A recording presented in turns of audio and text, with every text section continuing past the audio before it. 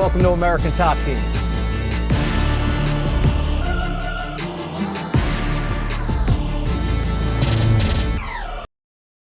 Hey guys, I'm Richie. I'm the general manager here at American Top Team, and I deal with all the headaches. This facility opened up January of 2016, right around January 3rd, January 4th. First came here and designed it and did all that stuff. It was 40,000 square feet. That's what it was, and we just broke it up about, it's approximately 30 down here and 10,000 upstairs. So yeah, full load, man. You know, as you see, if you just look down, we have 3 mats for a reason. We get really busy. You know, we've got anywhere between 70 and 100 fighters on any given day running through this place, training. I think you guys were here yesterday during wrestling training practice, and we probably had around 74 fighters on the mat with a few coaches. So it's definitely fills up pretty quickly. As you come down here, again, here's our main mat. And then everybody, whether they're new or old, whatever it is, they always take a picture in front of the American Top Team logo.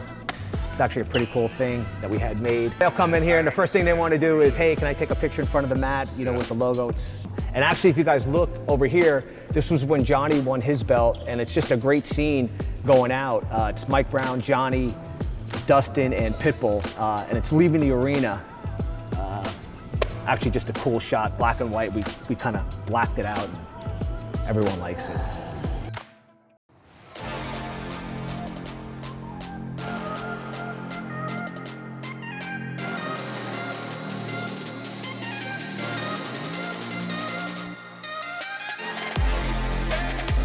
All right, so we got a few trophy cases here. We keep it behind the gate here, but let's crack it open and check it out. All our Bellator, UFC, PFL, One Championships, we basically break them up between 3 cases. Pretty proud of every one of these belts that we've won and all the sacrifice our fighters have made, so just our way of showcasing them. What was the first one, do you recall? Mike Brown, WEC, buddy. Yeah. Uriah Faber. Yeah, that's my personal favorite belt, just because he was such an underdog at the time and the story behind it, kind of where we were as a team, you know, before. I think that was our first big belt. I don't know, holds a special place. And Mike's an awesome guy too, so. Yeah. And then obviously we got Masvidal's BMF belt here. It was a pretty cool thing at that time to. Tell us about this mural up here with Mr. Masvidal and iconic. Yeah, it was pretty cool. We after his fight, we actually wanted to do something for him. And we saw some guy online made this mural of George, this painter, and we reached out to him like, hey man, can you recreate that in our gym? And he's like, yeah, fly me over. He was over in England. We didn't even realize it at the time. We're like, okay, cool. Flew him over, put him up at the hotel, and we had a bunch of classes going on at the time, and this guy just banged it out, put his little music on and just banged it out and sat there and painted it and sketched it. And it was pretty awesome, just watching him do it, you know, and then recreating the moment. So yeah, big fight. I know Ben Asker's probably not too happy. Sorry, Ben. I'm a fan. The fight clock is brought to you by Modelo. One of the greatest knockouts you'll ever see! Oh my goodness.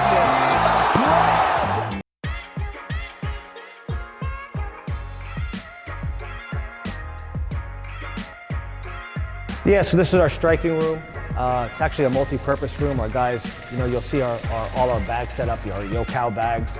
Shout out to our sponsor, Yokow. And then also it's a weight room, so our guys do a lot of strength and conditioning in here. Got a lot of activity here, and it serves its purpose for our guys. Also, while we're here, just point out a couple other things, you know, just these big posters that we have on here. Obviously, Poirier McGregor too, big one. UFC in New York City was a big event. We just try to give back to our guys and on the great stuff they've done. Down this way, you'll notice up on the walls is all our champions. So from here over, right through here, these were all our champs. Again, we're super proud of them. And I think, you know, they enjoy seeing themselves up there as well.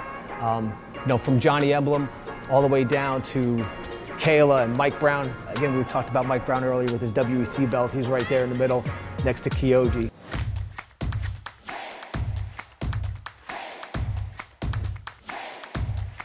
So we've got a little, we call it the black mat over here, since it's all wall mats and the floor is all black.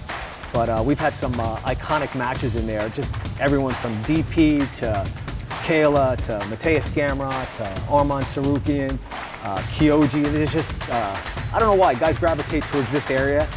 It's a little off from that mat, but all these guys get in there. A lot of high-level guys just matriculate over to this area, and some amazing matches to watch. Pay-per-view worthy. So if we come down here, we have like a little turf area behind. Again, some of the guys do some of the strength and conditioning work. When we first came here, we had the turf running all the way to the end. This way, you know, we were thinking guys are gonna do their wind sprints and all this stuff and pushing the sled and all that good work. But as time passed, you know, we set up this little area here for our pros. We were a mixed-use gym at that time when we were open to the public, which we are no longer open to the public. Do not come here. Check out our affiliates. So we're gonna walk down here. Some of the guys are starting to trickle in now before sparring class starts today, which is always a fun day to watch these guys go at it. We're gonna walk by a couple of the guys here. Ikram, Rasul, Buchecha, just a couple of studs.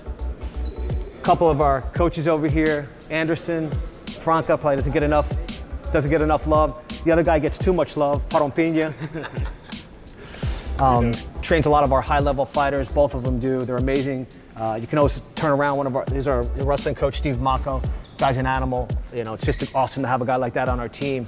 And each guy adds a little bit more to the pot. All right, let's come down here. I got a couple other areas before we head upstairs to the dorms to show you guys. One of them is our wrestling room, and that's what it started out as. And believe it or not, actually before that, it was a cycling room when we had regular classes, and we kind of got rid of that. The vibe didn't fit with what was going on here at the time, so. But the guys love this room, man. They break it off. I don't know if you can see in here, but I'll shut it off, and you'll still see the lights in here. But again, we have so many fighters, and like getting back to what you said earlier about teammates fighting each other, it's a great way, so they'll break off into this room and do their own thing, or sometimes we have a bigger class out there and there's too many people here, and we'll get some of the higher level guys just do their own thing in here with our coaches, obviously. So the room is tremendous for us. As many good battles happen in that cage, a lot of high level training goes on in here. It's like our hidden room. If we come over here, we used to run an after-school program, and this room was no longer being utilized. And the guys were always crying for more cage time. So Dan says, hey, let's get a new, again, this is motion activated. There, it kicks on. Dan says, well, let's get a cage over there. What do you think? We were thinking about matting the whole area, which I was in favor of, but I got overruled. And they said, no, let's get a cage. This is more like the Apex cage. It's a little bit smaller than the main one we have out there, and it's a little bit more secluded and quiet. Again, guys can just break off and do that. And we have scheduled cage times throughout the day for these guys. So nobody could just jump in here. We try to keep it a little bit orderly.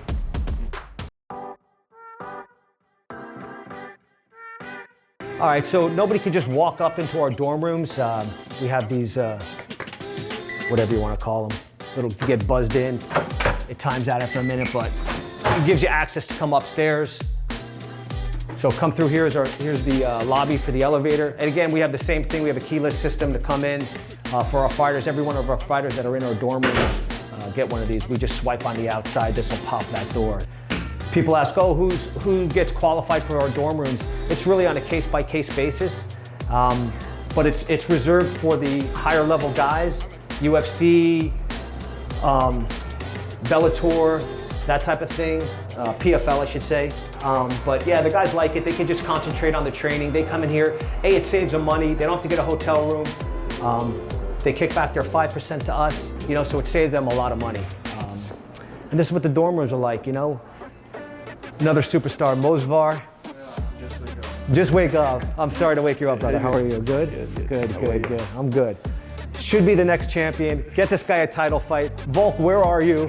He's waiting. He's waiting. So yeah, you see these guys. You'll see the dorm rooms all numbered. We have a little bit of a system here. It's a little unorganized chaos. Again, showers are up here, locker room over here. If we come through this way, they got a little viewing area. So we do our little, you know, UFC parties here for the guys. They get to chill out. Tremendous amount of video games. These guys are probably like A level you know, video game guys. They could probably go on Twitch and make $1 million doing that. I don't know how that works, but I'm sure they could. There's so many that have come up. I mean, Kyoji started here. You know, he basically lived in our dorm rooms until he got on his own 2 feet. And, you know, even when he had enough money, we said, Kyoji, get out of here already. Why do you still want to be here, you know? When we finally kicked him out, because he didn't want to leave, even though he had enough money, you know, I said, man, we gotta name these dorms after him. So let's go get something and put it up there. And I said, Kyoji, make sure I'm doing the Japanese right, so write it out for me so we don't have something like no regrets up there. Come down here, full kitchen. And it's rare I actually bring people up here, so you guys are actually lucky.